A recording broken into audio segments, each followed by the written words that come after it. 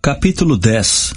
Perseguição da heresia, o cisma dos donatistas, a controvérsia ariana, Atanásio, estado de perturbação da Igreja e do Império sob Constantino e seus filhos, tolerância do paganismo.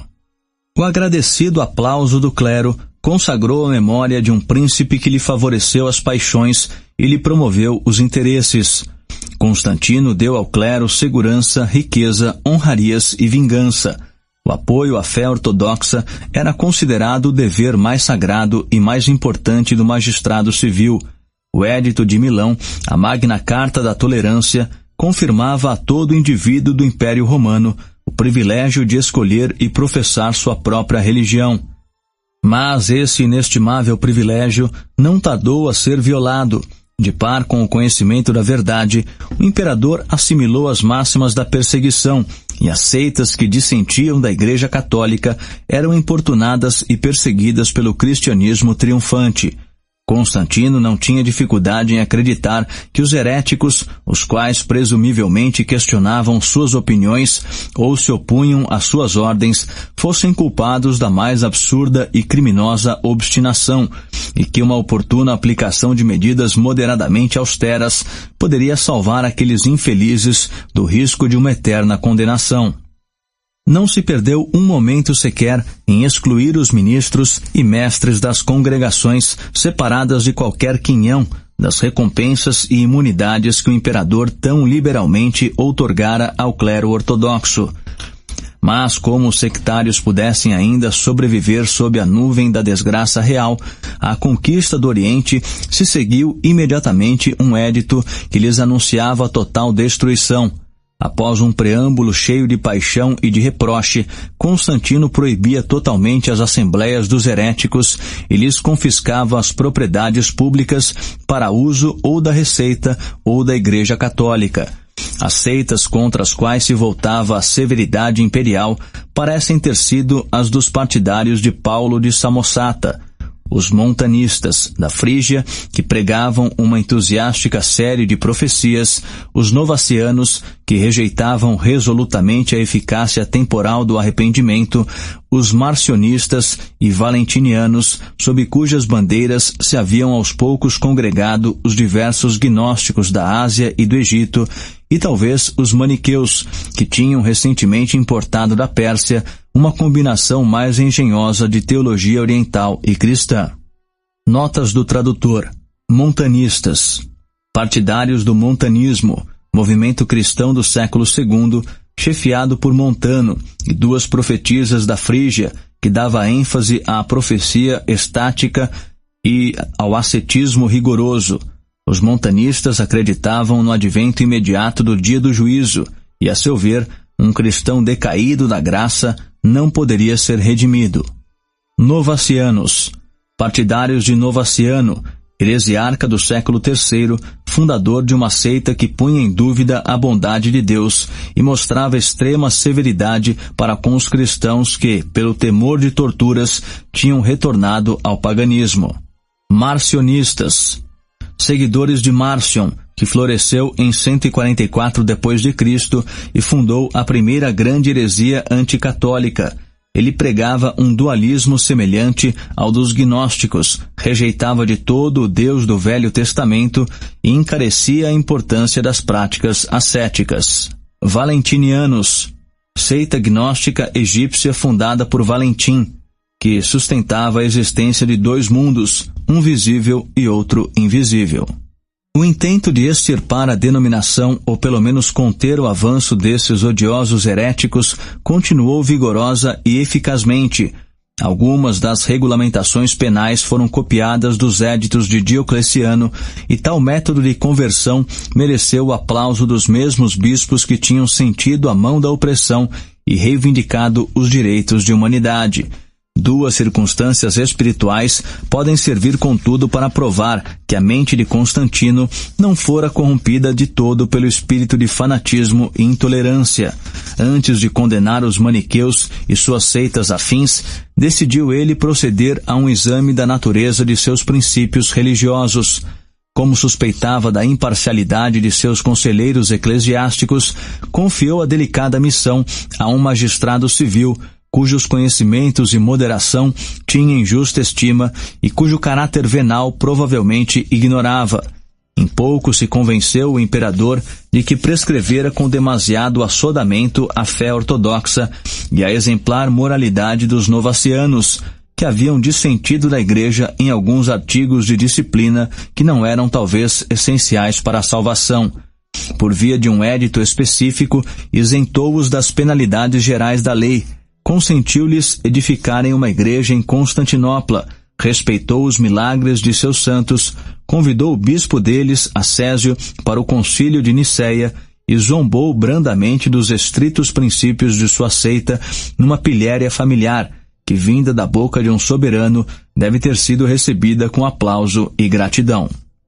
Nota de rodapé. Acésio, toma de sua escada e sobe aos céus por ti mesmo. A maioria das seitas cristãs tomou emprestada, cada qual por sua vez, a escada de Acésio. No original, Gibbon prossegue com um breve relato da heresia donatista, que começou quando uma acirrada disputa entre dois bispos, Ceciliano e Donato, acerca do governo da igreja africana, resultou no triunfo do primeiro graças à preferência imperial. Os seguidores de Donato se inculcavam os únicos cristãos verdadeiros, distinguindo-se tanto por seu zelo inflexível como por sua aversão ao credo ortodoxo e sua própria tendência para o cisma. Persistiram por mais de 300 anos, desaparecendo somente quando os muçulmanos invadiram aquela região da África. O cisma dos donatistas se confinou à África. Os males mais difusos da controvérsia trinitária penetraram sucessivamente todas as partes do mundo cristão. Aquela era uma disputa acidental, ocasionada por abuso de liberdade. Esta era um elevado e misterioso debate originado do desmando da filosofia.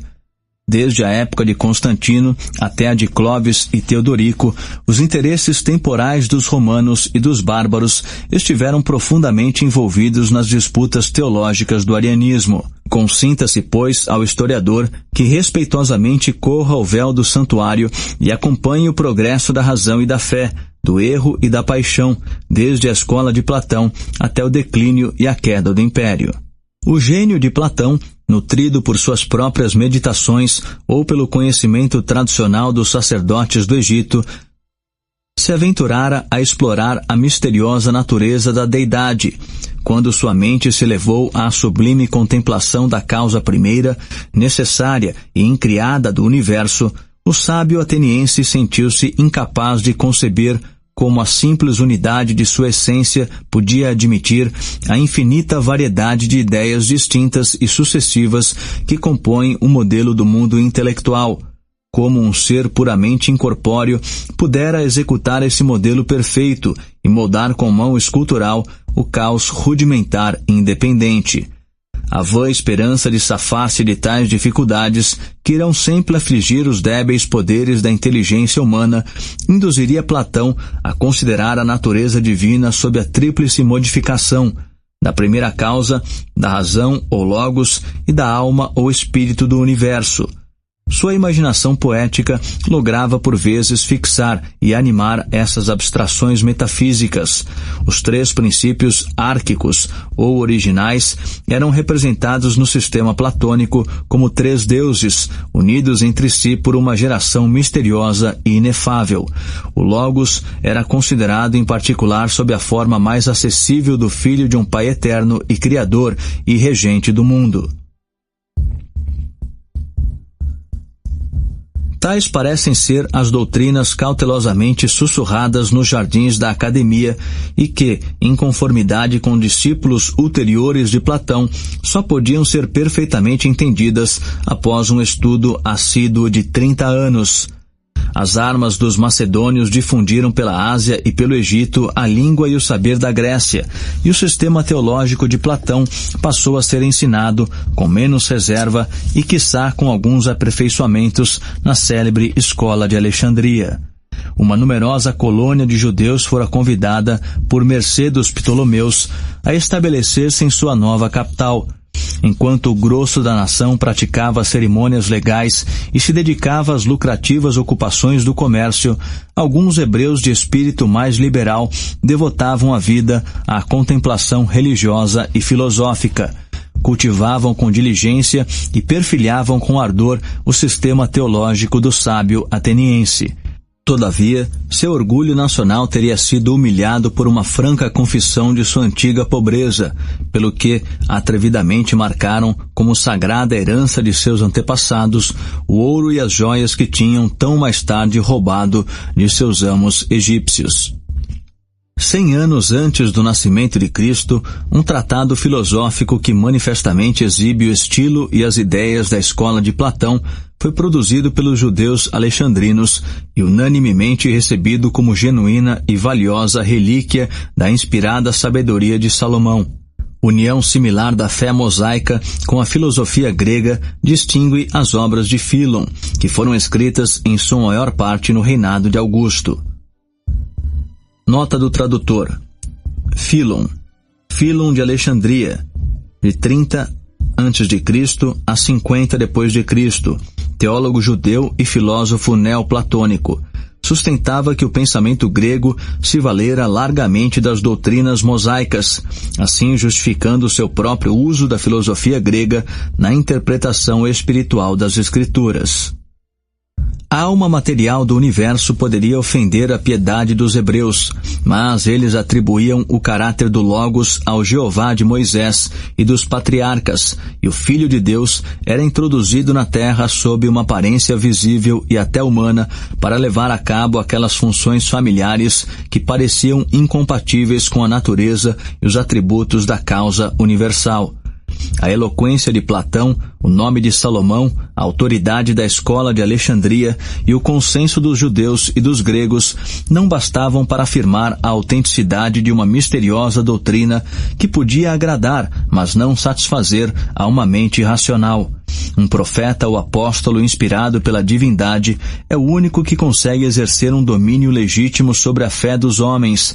A teologia de Platão poderia ter se confundido para sempre com as visões filosóficas da academia, do pórtico e do liceu, se o nome e os atributos divinos do Logos não houvessem sido confirmados pela pena celestial do último e mais sublime dos evangelistas.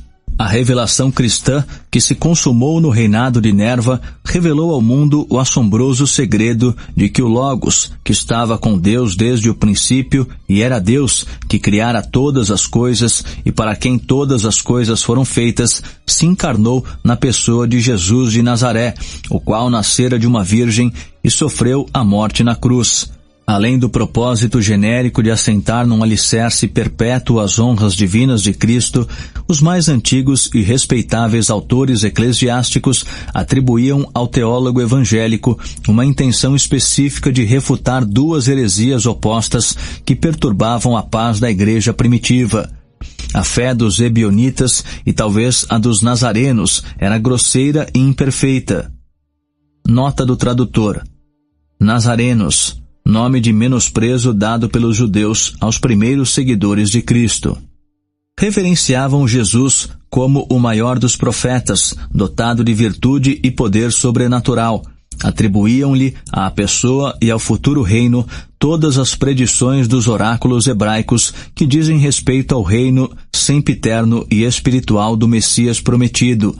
Alguns poderiam admitir que nascera de uma virgem, mas todos rejeitavam obstinadamente a anterior existência e as divinas perfeições do Logos, ou Filho de Deus, tão claramente definidas no Evangelho de São João. Cerca de 50 anos depois, os ebionitas, cujos erros são mencionados por Justino Mártir com severidade menor do que a que parecem merecer, constituíam uma parte assaz insignificante da denominação cristã. Os gnósticos, que se distinguiam pelo epíteto de docetas, caíram no extremo oposto e negaram a natureza humana de Cristo, ao mesmo tempo que lhe afirmavam a divina.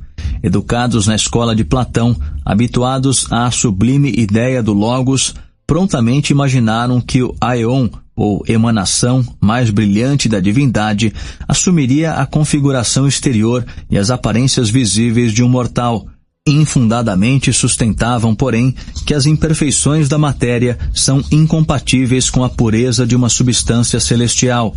Enquanto o sangue de Cristo ainda fumegava no Monte do Calvário, os docetas inventaram a ímpia e extravagante hipótese de ele, em vez de sair do ventre da Virgem, ter baixado nas margens do Jordão sob a forma de homem feito, que se impingira aos sentidos de seus inimigos e de seus discípulos, e que os ministros de Pilatos haviam desperdiçado sua ira impotente num fantasma impalpável que parecera expirar na cruz para 3 dias depois erguer-se de entre os mortos.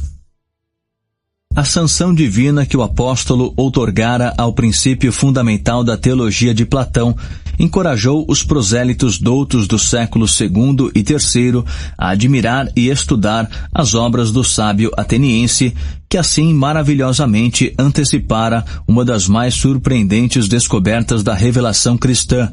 O nome respeitável de Platão foi usado pelos ortodoxos e abusado pelos hereges como sustentáculo tanto da verdade quanto do erro. A autoridade de seus hábeis comentadores e a ciência da dialética serviram para justificar as remotas consequências de suas opiniões e para suprir o discreto silêncio dos autores inspirados. As mesmas sutis e profundas questões atinentes à natureza, à geração, à distinção e à igualdade das 3 divinas pessoas da misteriosa tríade ou trindade vieram à baila nas discussões das escolas filosóficas e cristãs de Alexandria. Um ardente espírito de curiosidade incitou-as a explorar os segredos do abismo, e a presunção dos professores e de seus discípulos se satisfez com a ciência das palavras.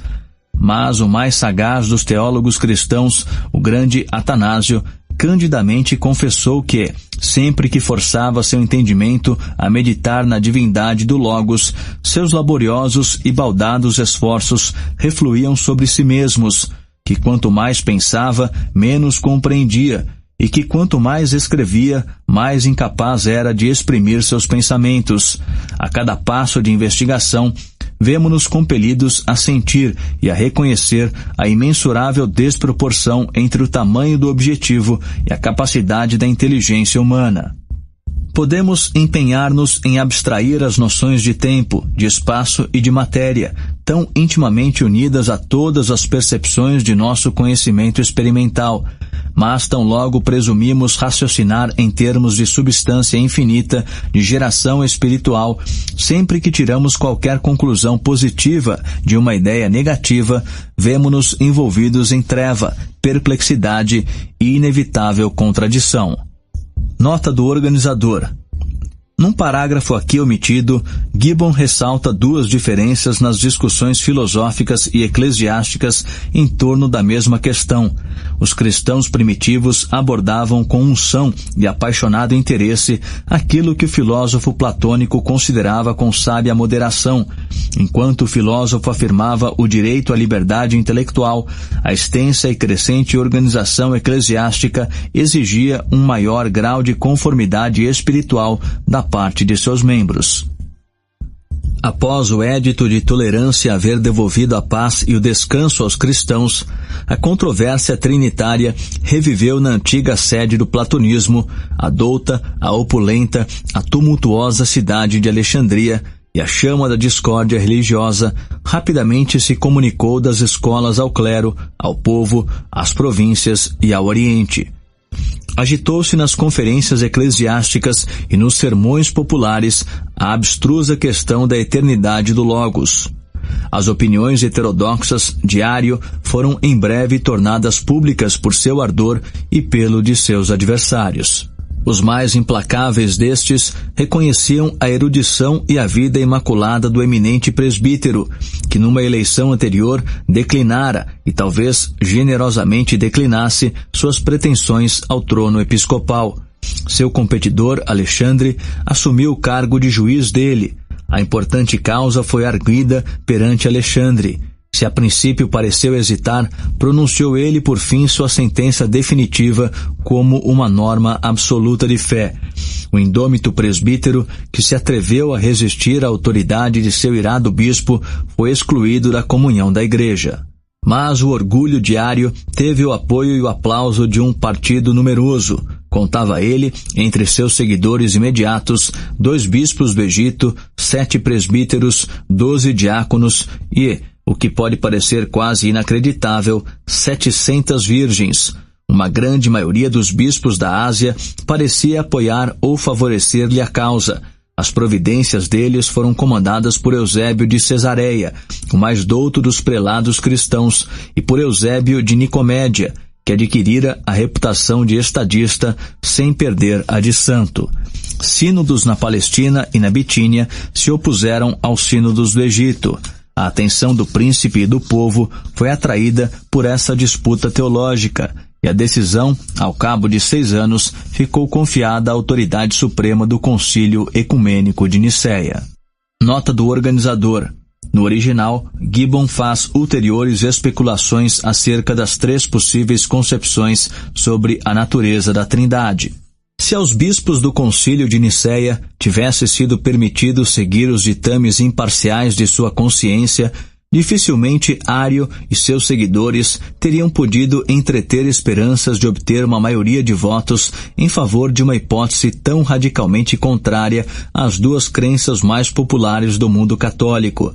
Os arianos logo perceberam o perigo de sua situação e prudentemente afetaram aquelas virtudes modestas que, na fúria das dissensões civis e religiosas, raramente são praticadas ou sequer louvadas, a não ser pela parte mais fraca. Recomendaram o exercício da caridade e moderação cristãs, insistiram na natureza incompreensível da controvérsia, repudiaram o uso de quaisquer termos ou definições que não pudessem ser encontrados nas Escrituras e fizeram concessões assaz liberais a fim de satisfazer os adversários, isso sem renunciar à integridade de seus próprios princípios. A facção vitoriosa recebeu todas as propostas deles com altaneira suspicácia e ansiosamente as esmiuçou em busca de algum sinal irreconciliável de discriminação cuja rejeição lograsse envolver os arianos no pecado e nas consequências da heresia.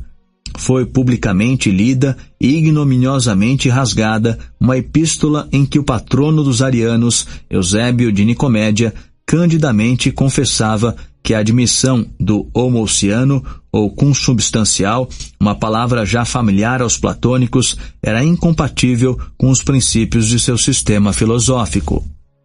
A ditosa oportunidade foi avidamente aproveitada pelos bispos que geriam as resoluções do sínodo e, segundo as vívidas expressões de Ambrósio, deceparam a cabeça do odiado monstro usando a espada que a própria heresia puxara da bainha. O Concílio de Nicéia estabeleceu a consubstancialidade do Pai e do Filho, que foi unanimemente recebida como o artigo fundamental da fé cristã, pelo consenso das igrejas grega, latina, oriental e protestante. Mas se a dita palavra não houvesse servido para estigmatizar os hereges e para unir os católicos, teria sido inadequada aos propósitos de uma maioria por quem foi introduzida no credo ortodoxo. Essa maioria estava dividida em 2 partidos, distinguidos por uma tendência contrária às opiniões dos triteístas e dos sabelianos. Notas do tradutor. Triteístas, partidários do triteísmo, doutrina que afirmava existirem em Deus não apenas 3 pessoas, como igualmente 3 essências, 3 substâncias e 3 deuses. Sabelianos, seita herética do século III que negava a Trindade e afirmava haver em Deus uma só pessoa, o Padre, sendo o Filho e o Espírito Santo meros atributos ou emanações suas. Mas, como esses extremos opostos pareciam derrocar os fundamentos da religião, tanto revelada quanto natural, concordaram ambos em restringir o rigor de seus princípios e desautorizar as justas, mas desagradáveis consequências que poderiam ser alegadas pelos seus antagonistas. O interesse da causa comum os levava a unir suas hostes e a esconder suas diferenças. a mútua animosidade foi abrandada pelos salutares ditames da tolerância e suas disputas suspensas pelo uso do misterioso homoousiano, que cada um dos partidos tinha liberdade de interpretar em conformidade com seus princípios privativos. O ponto de vista sabeliano, que cerca de 50 anos antes obrigara o Concílio de Antioquia a proibir o uso desse célebre termo, o tornara caro a aqueles teólogos que entretinham secreto mas apaixonado pendor por uma trindade nominal. Todavia, os santos mais prestigiados nos tempos arianos, o intrépido Atanásio, o douto Gregório de Nazianzo e os outros pilares da Igreja que sustentavam com habilidade e sucesso a doutrina nicena, pareciam considerar a expressão substância como sinônima de natureza, e atreviam-se a ilustrar sua opinião afirmando que 3 homens, por pertencerem à mesma espécie comum, são consubstanciais ou homoousianos entre si.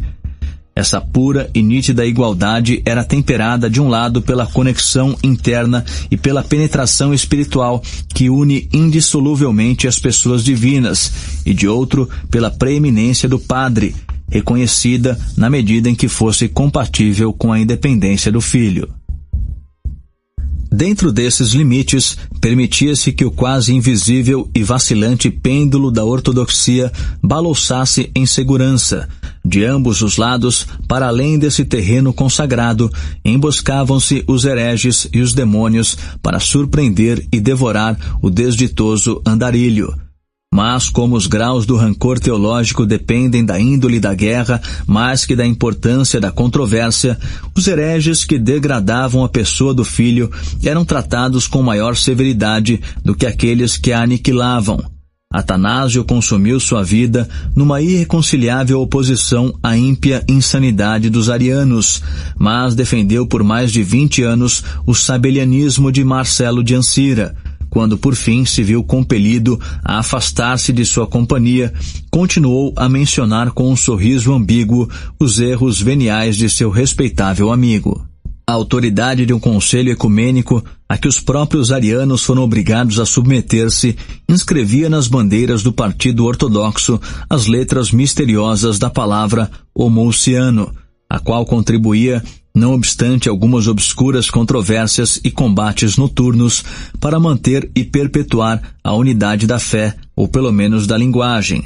Os consubstancialistas, que por seu triunfo mereceram e obtiveram o título de católicos, exultavam na simplicidade e firmeza de seu próprio credo e insultavam as repetidas variações de seus adversários, destituídos de qualquer norma certa de fé. Nota do tradutor. Católicos, em sua acepção etimológica, quer dizer universal. A sinceridade ou astúcia dos chefes arianos, o temor das leis ou do povo, sua reverência de Cristo, seu ódio de Atanásio, todas as causas, humanas e divinas, que influenciam e perturbam as opiniões de uma facção teológica, insuflaram nos sectários um espírito de discórdia e inconstância que no decorrer de poucos anos erigiu 18 diferentes modelos de religião e desafrontou a violada dignidade da Igreja. O ardoroso Hilário, que em consequência das provações peculiares à sua posição, se inclinava antes a atenuar do que a agravar os desvios do clero oriental, declara que na vasta extensão das 10 províncias da Ásia, para a qual fora banido muitos poucos prelados, se poderiam encontrar que tivessem preservado o conhecimento do verdadeiro Deus. O abatimento que sentira e as irregularidades de que fora espectador e vítima acalmaram por curto intervalo de tempo as iradas paixões de sua alma. Na passagem seguinte, de que transcreverei umas poucas linhas, o bispo de Poitiers incautamente incide no estilo dos filósofos cristãos. É coisa de igual modo deplorável e arriscada, diz Hilário, que existam tantos credos quanto opiniões entre os homens, tantas doutrinas quanto inclinações, e tantas fontes de blasfêmias quanto faltas entre nós. pois elaboramos credos arbitrariamente e arbitrariamente os explicamos. O homoousiano é rejeitado e aceito e explicado por sucessivos sínodos. A semelhança parcial ou total entre o Padre e o Filho são objeto de disputa nestes tempos desditosos. A cada ano, ou melhor, a cada lua, elaboramos novos credos para descrever mistérios invisíveis. Arrependemo-nos do que fizemos, defendemos os que se arrependem, anatematizamos aqueles a quem defendemos, condenamos ou a doutrina de outrem em nós mesmos ou nossa própria em outrem, e espedaçando-nos uns aos outros, temos sido a causa da ruína uns dos outros. Nota do organizador. Eliminou-se aqui uma breve passagem em que Gibbon discute as pequenas diferenças entre o credo ortodoxo e os diversos matizes de arianismo, simbolizados pela distinção entre as palavras homoousiano e homoiousiano. As províncias do Egito e da Ásia, que cultivavam a língua e os costumes dos gregos, tinham absorvido profundamente o veneno da controvérsia ariana, o estudo íntimo do sistema platônico, uma disposição frívola e argumentativa, um idioma copioso e flexível, supriam o clero e o povo do Oriente de um fluxo inexaurível de palavras e distinções. Em meio às suas calorosas disputas, eles esqueciam facilmente a dúvida recomendada pela filosofia e a submissão prescrita pela religião. Os habitantes do Ocidente tinham um espírito menos indagador. Suas paixões não eram tão facilmente excitadas por objetos invisíveis. Suas mentes não se exercitavam tão a miúde nos hábitos da controvérsia. Era tal a ditosa ignorância da igreja gaulesa que o mesmo Hilário, cerca de 30 anos após o primeiro concílio ecumênico, não estava ainda familiarizado com o credo niceno. Os latinos haviam recebido os raios do conhecimento divino pela via obscura e duvidosa de uma tradução. A pobreza e a inflexibilidade de seu idioma nativo nem sempre eram capazes de proporcionar equivalentes justos para as palavras gregas, para os termos técnicos da filosofia platônica que tinham sido consagrados pelo Evangelho ou pela Igreja para exprimir os mistérios da fé cristã, e uma deficiência verbal podia introduzir na teologia latina uma longa série de equívocos ou perplexidades. Mas, como os provinciais do Ocidente tinham tido a boa sorte de receber sua religião de uma fonte ortodoxa, preservaram com firmeza a doutrina que haviam recebido com docilidade. Quando a pestilência ariana se aproximou de suas fronteiras, eles estavam munidos do profilático oportuno do homoousiano, graças ao paternal desvelo do pontífice romano. Suas opiniões e sua índole se manifestaram no memorável Sínodo de Rimini, que ultrapassou em número de participantes o Concílio de Nicéia, visto compor-se de mais de 400 bispos da Itália, da África, da Espanha, da Gália, da Britânia e da Ilíria. Desde os primeiros debates, evidenciou-se que apenas 4 vintenas de prelados tomavam o partido de Ário, embora fingissem anatematizar-lhe o nome e a memória. Tal inferioridade se compensava, porém, pelas vantagens de habilidade, experiência e disciplina. A minoria era dirigida por Valente e Ursácio, 2 bispos de Ilíria, que tinham passado a vida nas intrigas das cortes e concílios e se haviam adestrado sob a bandeira de Eusébio nas guerras religiosas do Oriente. Com seus argumentos e discussões de termos, eles perturbaram, confundiram e, por fim, iludiram a honesta simplicidade dos bispos latinos, os quais permitiram que o paládio da fé lhes fosse arrebatado das mãos pela fraude e pela insistência, mais do que pela violência ostensiva. Ao concílio de Rimini não foi dado dissolver-se antes de seus membros terem imprudentemente subscrito um credo capcioso, no qual algumas expressões suscetíveis de serem interpretadas como heréticas apareciam no lugar do homoousiano. Foi nessa ocasião que, segundo Jerônimo, o mundo surpreso se descobriu ariano. Mal haviam, porém, chegado às suas respectivas dioceses, e já os bispos das províncias latinas se davam conta de seu engano e se arrependiam de sua fraqueza. a ignominiosa capitulação foi rejeitada com desdém e execração, e o estandarte homoousiano, que havia sido abalado mas não derrubado, implantou-se de novo com mais firmeza em todas as igrejas do Ocidente.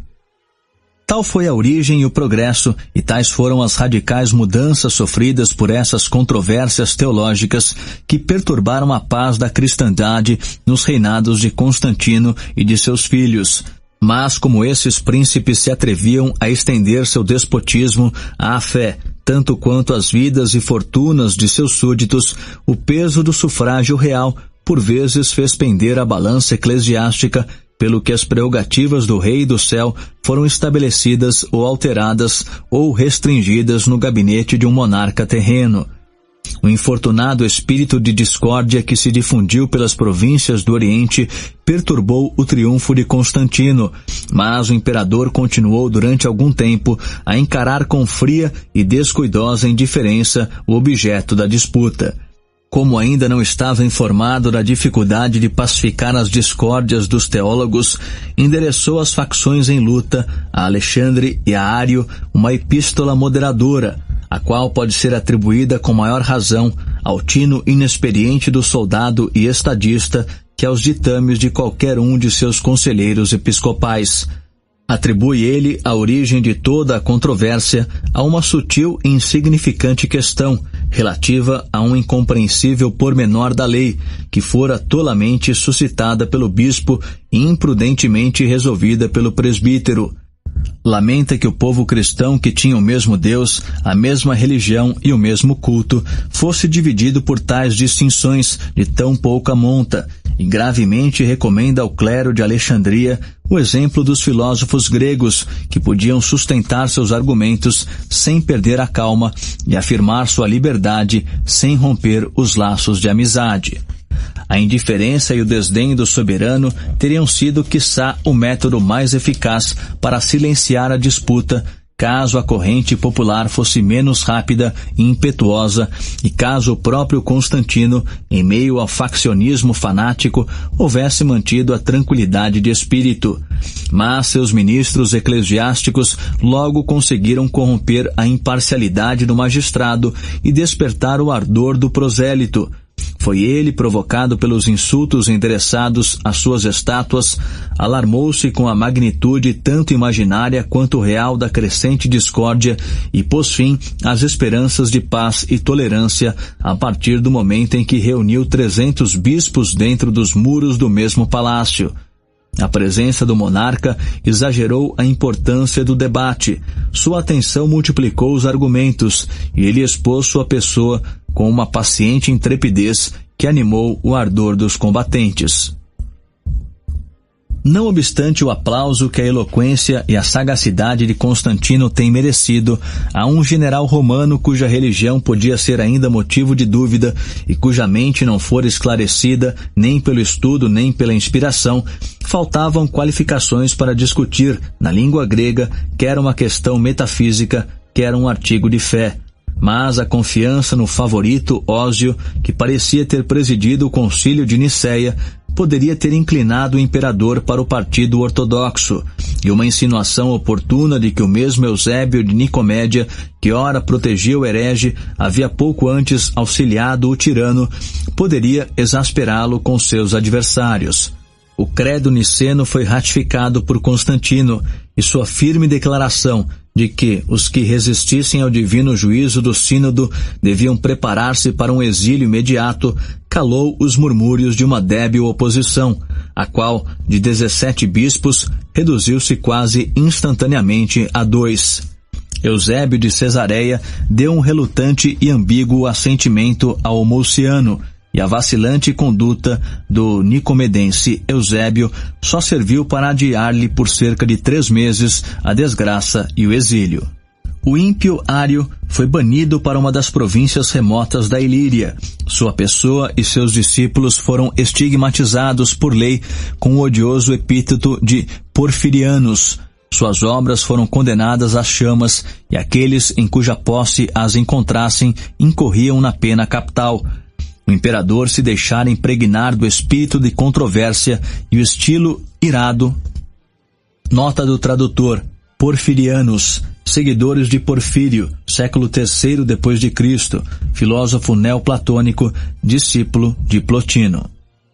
O imperador se deixara impregnar do espírito de controvérsia e o estilo irado, sarcástico de seus éditos visava a infundir nos súditos a aversão que concebera aos inimigos de Cristo. Mas se a paixão, em vez dos princípios, guiara a conduta do imperador, mal haviam decorrido 3 anos do concílio de Nicéia e ele já mostrava alguns sinais de piedade e mesmo de indulgência para com a seita proscrita, que era secretamente protegida por sua irmã favorita. Os exilados foram chamados de volta e Eusébio, que aos poucos retomava sua influência sobre o espírito de Constantino, tornou a ocupar o trono episcopal de que havia sido ignominiosamente destituído. O próprio Ário era tratado pela corte toda com o respeito que teria merecido um homem inocente e maltratado. Sua fé teve a aprovação do Sínodo de Jerusalém, e o imperador parecia impaciente por reparar sua injustiça, pelo que promulgou uma ordem peremptória de que fosse solenemente admitido à comunhão na Catedral de Constantinopla. No mesmo dia fixado para seu triunfo, Ário morreu, e as horríveis e estranhas circunstâncias de seu falecimento poderiam despertar a suspeita de que os santos ortodoxos tinham contribuído de maneira mais eficaz do que com suas preces para livrar a Igreja do mais temível de seus inimigos. Os 3 principais chefes dos católicos, Atanásio de Alexandria, Eustácio de Antioquia e Paulo de Constantinopla, foram destituídos sob várias acusações por sentença de numerosos concílios e subsequentemente banidos para províncias distantes pelo primeiro dos imperadores cristãos, o qual, nos derradeiros momentos de sua vida, recebeu os sacramentos do batismo do bispo Ariano de Nicomédia. O governo eclesiástico de Constantino não pode ser isentado da censura de leviandade e fraqueza, mas o crédulo monarca, pouco versado nos estratagemas da guerra teológica, deve ter sido iludido pelas modestas e especiosas profissões de fé dos hereges, cujas opiniões nunca compreendeu perfeitamente. Ao mesmo tempo que protegia Ário e perseguia Atanásio, continuava a considerar o concílio de Nicéia como o sustentáculo da fé cristã e a glória distintiva de seu próprio reinado. Os filhos de Constantino devem ter sido admitidos na infância às hostes dos catecúmenos, mas imitaram no adiamento de seu batismo o exemplo do pai. Como ele, atreviam-se a pronunciar juízos acerca de mistérios nos quais nunca haviam sido regularmente iniciados, e o destino da controvérsia trinitária dependeu em grande medida das opiniões de Constâncio, que herdou as províncias do Oriente e adquiriria a posse do império todo. O presbítero ou bispo Ariano, que ocultara para seu uso o testamento do falecido imperador, tirou partido da afortunada ocasião que o havia introduzido na familiaridade de um príncipe cujos juízos públicos eram sempre influenciados por seus favoritos domésticos. Os eunucos e escravos difundiam o veneno espiritual pelo palácio, e a perigosa infecção se transmitia pelas criadas aos guardas e pela imperatriz a seu confiante marido. A inclinação que Constâncio sempre mostrara pela facção eusebiana foi sendo aos poucos fortalecida pela astuciosa habilidade de seus chefes. A vitória por ele conseguida sobre o tirano Magnêncio desenvolveu sua inclinação tanto quanto sua capacidade de utilizar as armas do poder em prol da causa do arianismo. Enquanto os 2 exércitos se enfrentavam nas planícies de Mursa e a sorte dos 2 rivais dependia do desfecho da guerra, o filho de Constantino passava os momentos de ansiedade numa igreja dos mártires sob as muralhas da cidade. Seu confortador espiritual, Valente, o bispo Ariano da diocese, tomava as mais ardilosas precauções com vistas a obter a informação precoce capaz de assegurar-lhe ou o favor dele ou sua fuga. Uma cadeia secreta de velozes e fiéis mensageiros informava-o das vicissitudes da batalha, enquanto os cortesões rodeavam, trêmulos, seu afligido senhor, Valente assegurava-lhe que as legiões gaulesas cediam e insinuava com certa presença de espírito que o glorioso acontecimento lhe fora revelado por um anjo. O agradecido imperador atribuiu seu êxito aos méritos e à intercessão do bispo de Mursa, cuja fé merecera a pública e miraculosa aprovação do céu. Os arianos, que consideravam sua vitória de Constâncio, preferiram-lhe a glória à de seu pai. Cirilo, bispo de Jerusalém, imediatamente compôs a descrição de uma cruz celestial, cercada de um esplêndido arco-íris, que durante a festa de Pentecostes, por volta da 3ª do dia, aparecera sobre o Monte das Oliveiras para a edificação dos peregrinos devotos e do povo da Cidade Santa. O tamanho do meteoro foi sendo aos poucos aumentado, e o historiador ariano aventurou-se a afirmar que era visível a ambos os exércitos nas planuras da Panônia, e que o tirano, deliberadamente representado como um idólatra, fugiu perante o sinal auspicioso do cristianismo ortodoxo.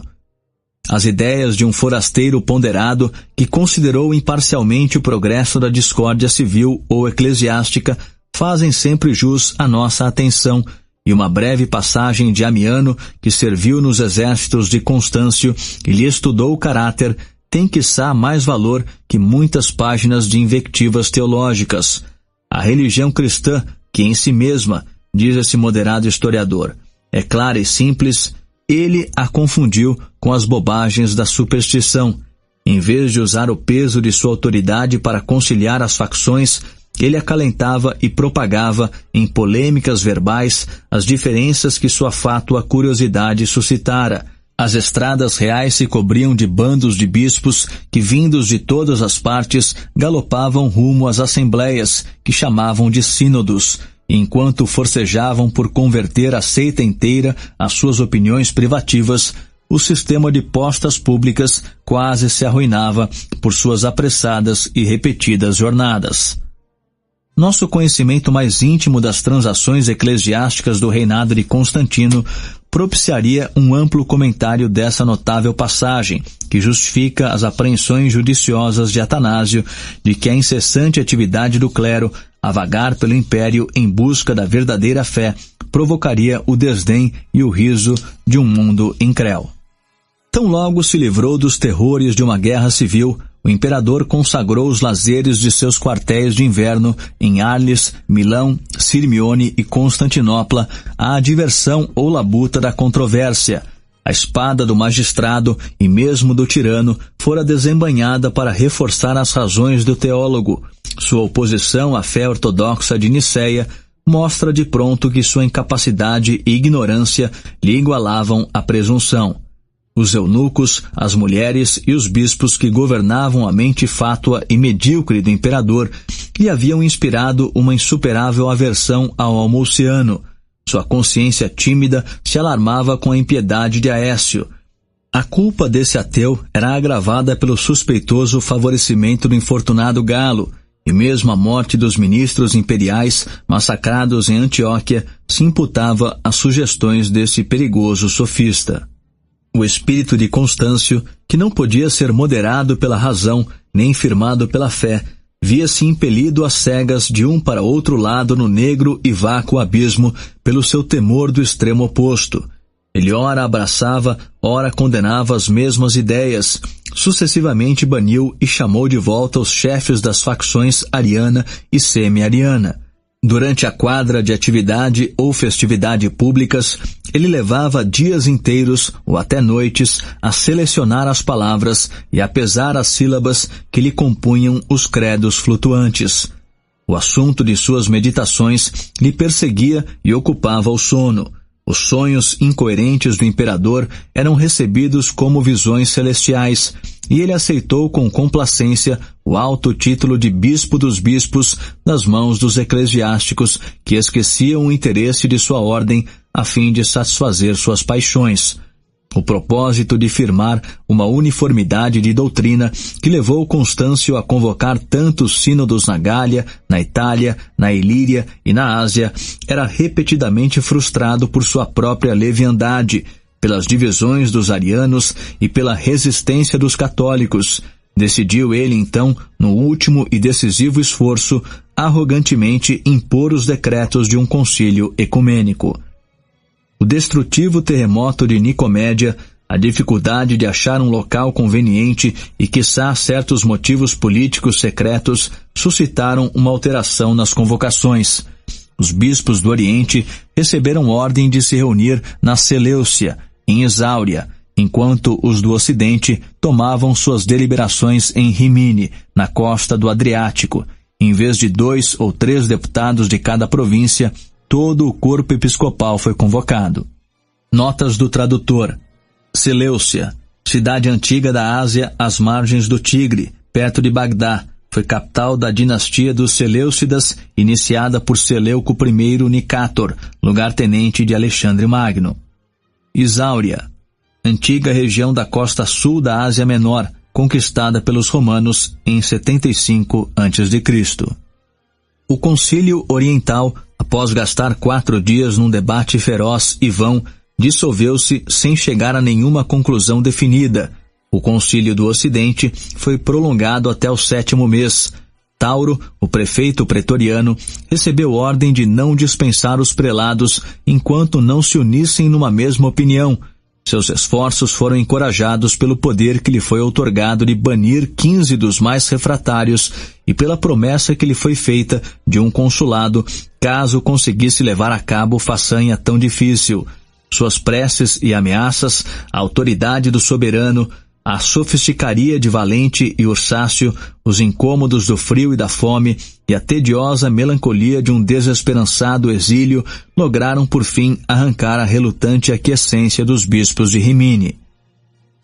Os deputados do Oriente e do Ocidente se apresentaram ao imperador no palácio de Constantinopla e este teve a satisfação de impor ao mundo uma profissão de fé que estabelecia a aparência, sem exprimir a consubstancialidade do Filho de Deus.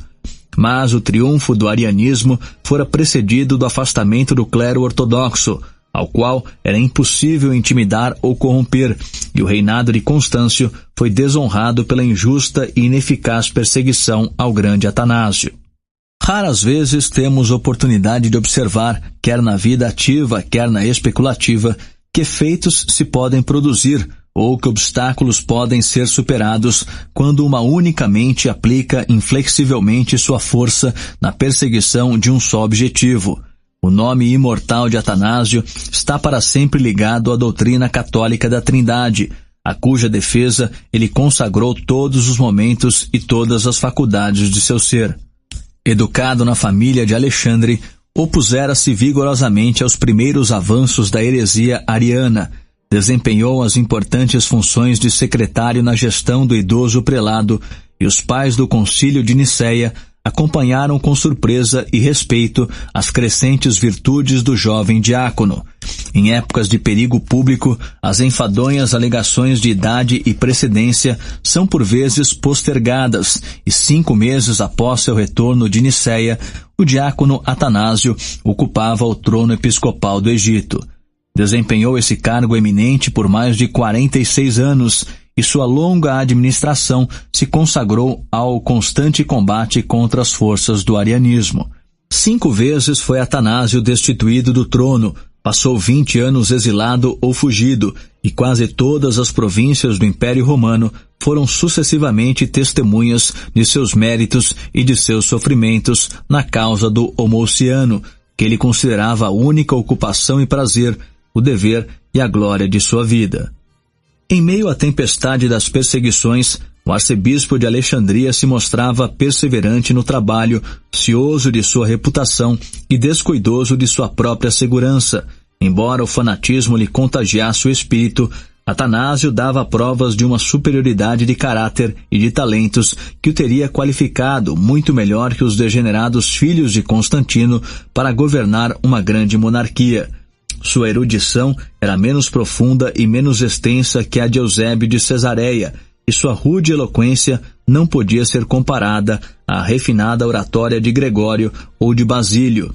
Todavia, sempre que ao primaz do Egito cumpria justificar suas ideias ou sua conduta, fazia-o, oralmente ou por escrito, num estilo claro, enérgico e persuasivo. Notas do tradutor. Eusébio de Cesareia, historiador e prelado grego, de 263 a 339 d.C., considerado o pai da historiografia religiosa por sua História Eclesiástica em 10 livros. Gregório. Na história da Igreja do século IV d.C., há 2 santos com esse nome: São Gregório de Nazianzo, de 330 a 390 d.C., teólogo capadócio, doutor da Igreja, e São Gregório de Nissa, 394 d.C., bispo capadócio e um dos grandes teólogos ortodoxos que versaram o dogma da Santíssima Trindade. O primeiro era amigo íntimo e o segundo irmão de São Basílio. Basílio. São Basílio, cognominado o Grande, de 330 a 379 d.C., monge grego que foi um dos doutores da Igreja, autor de 2 regras para os monges basilianos, que sucedeu a Eusébio, a quem ajudou na causa da ortodoxia contra o arianismo. A escola ortodoxa sempre o reverenciou como um dos mestres mais precisos da teologia cristã. Acreditava-se que tinha domínio de 2 ciências profanas pouco adaptadas à índole episcopal, a jurisprudência e a adivinhação. Certas conjecturas felizes acerca de acontecimentos futuros que observadores imparciais atribuiriam à experiência e ao discernimento de Atanásio eram tidas por seus amigos como inspiração divina e por seus inimigos como magia infernal. Entretanto, por estar ele sempre às voltas com os preconceitos e as paixões de toda espécie de homens, do monge ao imperador, o conhecimento da natureza humana era a primeira e a mais importante das ciências de Atanásio. Tinha uma visão nítida e ininterrupta de um espetáculo que mudava sem cessar, e nunca deixava de tirar proveito desses momentos decisivos e, antes de serem percebidos pelo olho comum das pessoas, passam irrecuperavelmente. O arcebispo de Alexandria sabia até que ponto podia ousadamente dar ordens e quando devia recorrer a insinuações habilidosas, até que ponto podia competir com o poder e quando devia furtar-se à perseguição, ao mesmo tempo que lançava as ruminações da Igreja contra a heresia e a rebelião, podia mostrar, no seio de sua própria seita, a índole flexível e indulgente de um chefe cauteloso. A eleição de Atanásio não escapou à censura de irregularidade e precipitação. Todavia, a lisura de sua conduta granjeou a simpatia tanto do clero quanto do povo. Os alexandrinos estavam impacientes de pegar armas em defesa de um pastor eloquente e benévolo. Em seus transes, ele sempre encontrava apoio, ou pelo menos consolo, na afetuosa lealdade de seu clero paroquial. Outrosim, os 100 bispos do Egito perfilhavam com inabalável ardor a causa de Atanásio. Provido do mínimo que a dignidade do cargo exigia, ele realizava com frequência a visitação episcopal de suas províncias, desde o estuário do Nilo aos confins da Etiópia, conversando familiarmente com a gente mais simples e saudando humildemente os santos e eremitas do deserto. Tampouco era nas assembleias eclesiásticas entre homens de educação e maneiras semelhantes às suas que Atanásio revelava o ascendente de seu gênio. Aparecia com desafetada e respeitosa firmeza nas cortes dos príncipes, nas várias reviravoltas de sua fortuna, ora próspera, ora adversa. Jamais perdeu a confiança dos amigos ou a estima dos inimigos. Na juventude, o primaz do Egito resistiu a Constantino, o Grande, que repetidas vezes manifestou a vontade de Ário ser reintegrado na comunhão católica. O imperador pôde respeitar e até perdoar tal inflexível resolução, e a facção que considerava Atanásio seu inimigo mais temível se viu forçada a encobrir o rancor e a preparar-lhe em segredo um ataque indireto e distante. Espalhou boatos e suspeitas, apresentou o arcebispo como um tirano soberbo e opressor e atrevidamente o acusou de violar o tratado que fora assinado no Concílio Niceno com os partidários cismáticos de Melécio. Atanásio desaprovara publicamente essa paz ignominiosa e o imperador estava inclinado a crer que ele abusara de sua autoridade eclesiástica e civil ao perseguir tais abomináveis sectários, que sacrilegamente quebrara um cálice numa das igrejas deles em Mariotes, que açoitara ou aprisionara 6 de seus bispos, e que Arsênio, um 7º bispo da mesma facção, havia sido assassinado ou pelo menos mutilado pela mão cruel do primaz. Essas acusações, que punham em causa a honra e a vida de Atanásio, foram transmitidas por Constantino a seu irmão Dalmácio, o censor, que residia na Antioquia. Os sínodos de Cesareia e de Tiro foram convocados um após o outro, e os bispos do Oriente receberam instruções de julgar a causa de Atanásio antes de consagrarem a nova igreja da ressurreição em Jerusalém. O primaz poderia estar cônscio de sua inocência, mas se dava conta de que o mesmo implacável espírito que ditara a acusação governaria os trâmites do processo e pronunciaria a sentença final. Ele prudentemente declinou do tribunal de seus inimigos, desdenhou as convocações do sínodo de Cesareia e, após um longo e ardiloso atraso, curvou-se às ordens peremptórias do imperador, que ameaçou punir-lhe a criminosa desobediência caso se recusasse a comparecer ao concílio de Tiro. Antes de zarpar de Alexandria, à testa de 50 prelados egípcios, Atanásio havia prudentemente assegurado o apoio dos melecianos, e o próprio Arsênio, sua imaginária vítima e amigo secreto, estava escondido no meio de seu séquito. O sínodo de Tiro foi presidido por Eusébio de Cesareia, com mais paixão e menos habilidade do que seria de esperar de sua erudição e de sua experiência. Sua numerosa facção repetia os apodos de homicida e tirano. Tais clamores eram encorajados pela aparente paciência de Atanásio, que aguardava um momento decisivo para apresentar Arsênio vivo e intacto em meio à Assembleia. A natureza das outras acusações não comportava réplicas, assim tão claras e satisfatórias. No entanto, o arcebispo conseguiu provar que na aldeia onde fora acusado de quebrar um cálice consagrado, não podia existir, na verdade, nem igreja, nem altar, nem cálice. Os arianos, que haviam secretamente decidido da culpa e da condenação de seu inimigo, tentaram, contudo, disfarçar a injustiça que cometiam com uma imitação de procedimentos judiciários. O sínodo nomeou uma comissão episcopal de 6 delegados para recolher provas no local, e essa medida, que mereceu vigorosa oposição dos bispos egípcios, deu origem a novas cenas de violência e de perjúrio. Após o regresso dos deputados de Alexandria, a maioria do concílio pronunciou a sentença final de degradação e exílio contra o primaz do Egito. O decreto, vazado na furiosa linguagem da malevolência e da vindita, foi comunicado ao imperador e à Igreja Católica, tendo os bispos imediatamente reassumido um aspecto brando e devoto, como convinha à sua santa peregrinação até o sepulcro de Cristo. Todavia, a injustiça desses juízes eclesiásticos não havia sido sancionada pela submissão ou sequer pela presença de Atanásio.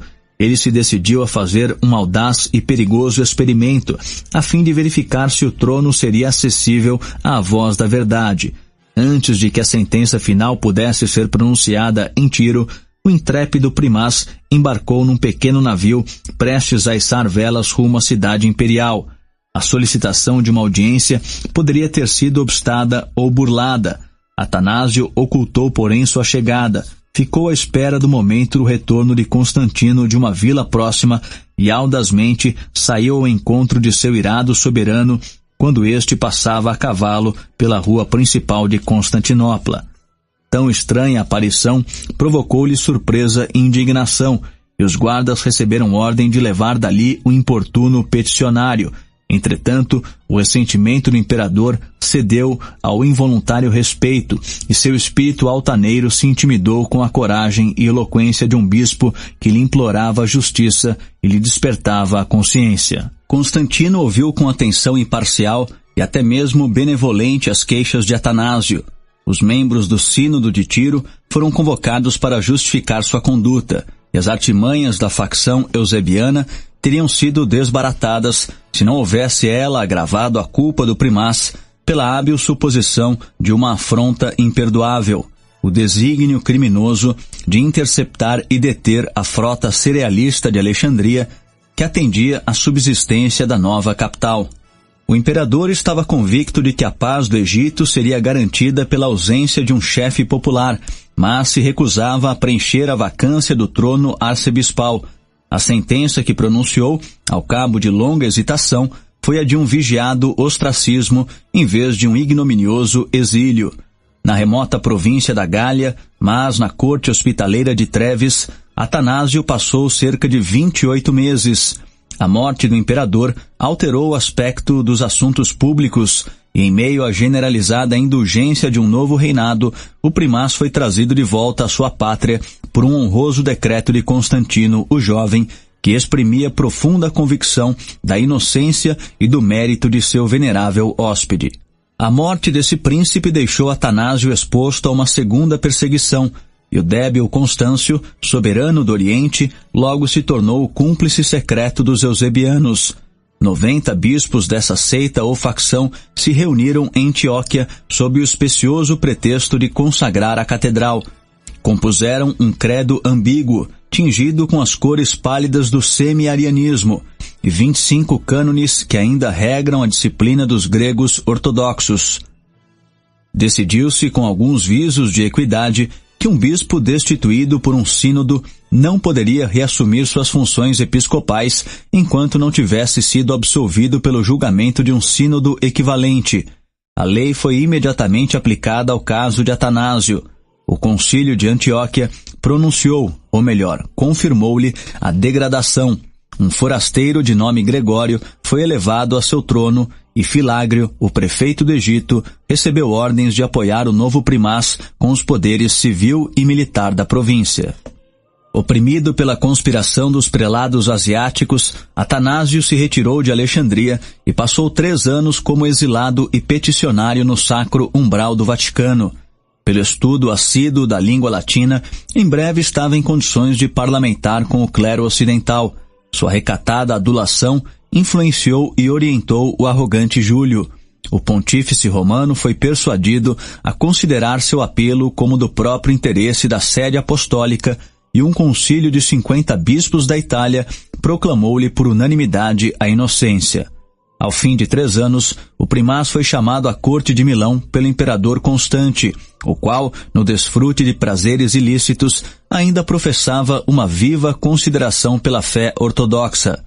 A causa da verdade e da justiça teve o apoio da influência do ouro, e os ministros de Constante aconselharam o soberano a exigir a convocação de uma assembleia eclesiástica que poderia agir como representante da Igreja Católica. 94 bispos do Ocidente e 76 bispos do Oriente encontraram-se em Sérdica, nos limites dos 2 impérios, mas nos domínios do protetor de Atanásio. Seus debates logo degeneraram em altercações hostis. Os asiáticos, preocupados com sua segurança pessoal, retiraram-se para Filipópolis, na Trácia, e os sínodos rivais reciprocamente lançaram suas fulminações espirituais contra seus inimigos, aos quais piedosamente condenavam como inimigos do verdadeiro Deus. Seus decretos foram publicados e ratificados em suas respectivas províncias, e Atanásio, reverenciado como um santo no Ocidente, foi apresentado como criminoso à aversão do Oriente. O concílio de Sérdica revela os primeiros sintomas de discórdia e cisma entre as igrejas grega e latina, que se separaram pela acidental diferença de fé e pela permanente distinção de língua. Durante seu segundo exílio no Ocidente, Atanásio era admitido com frequência à presença imperial em Capua, Lodi, Milão, Veneza, Pádua, Aquileia e Treves. O bispo da diocese assistia habitualmente a essas entrevistas. O mestre dos ofícios ficava de pé diante do véu ou cortina do sacro aposento, e a permanente moderação do primaz podia ser atestada por essas respeitáveis testemunhas, a cujo depoimento Atanásio solenemente fazia apelo. A prudência indubitavelmente lhe sugeriria o brando e respeitoso tom que convinha a um súdito e a um bispo. Nessas conferências íntimas com o soberano do Ocidente, Atanásio deplorava o erro de Constâncio. Todavia, intrepidamente denunciava a culpa de seus eunucos e de seus prelados arianos, lamentava o transe e risco da Igreja Católica e incitava Constante a emular o zelo e a glória de seu pai. O imperador anunciou a decisão de utilizar as tropas e os tesouros da Europa em prol da causa ortodoxa e deu a entender, numa epístola concisa e peremptória a seu irmão Constâncio, que a menos que este consentisse na imediata restauração de Atanásio, ele próprio, com uma esquadra e um exército, cuidaria de repor o arcebispo no trono de Alexandria. Mas essa guerra religiosa tão contrária à natureza foi evitada pela oportuna transigência de Constâncio. O imperador do Oriente condescendeu em solicitar uma reconciliação com o súdito a quem prejudicara. Atanásio ficou à espera com decorosa altivez e recebeu 3 epístolas sucessivas recheadas de ardorosas promessas de proteção, benevolência e estima de seu soberano, que o convidava a reassumir o trono episcopal e que tomava a humilhante precaução de recorrer a seus principais ministros para lhe atestarem a sinceridade das intenções.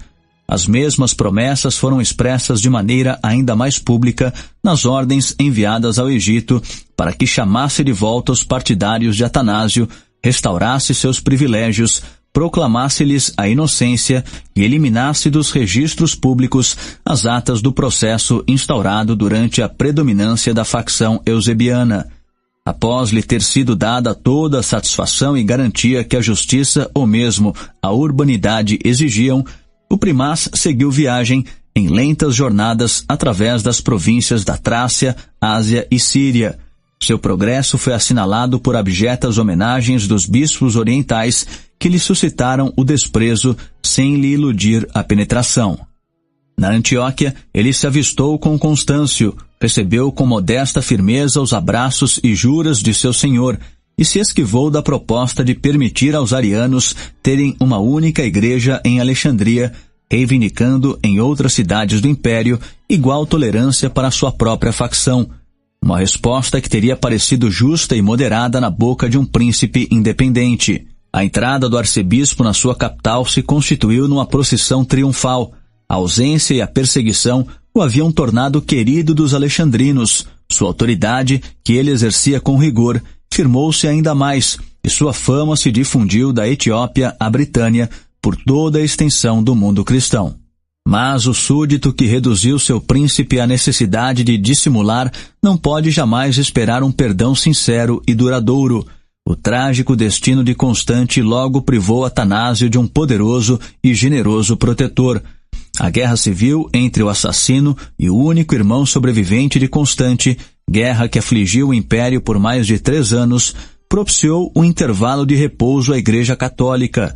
Os 2 partidos em luta estavam desejosos de granjear a amizade de um bispo que, pelo peso de sua autoridade pessoal, poderia afirmar as flutuantes decisões de uma província de importância.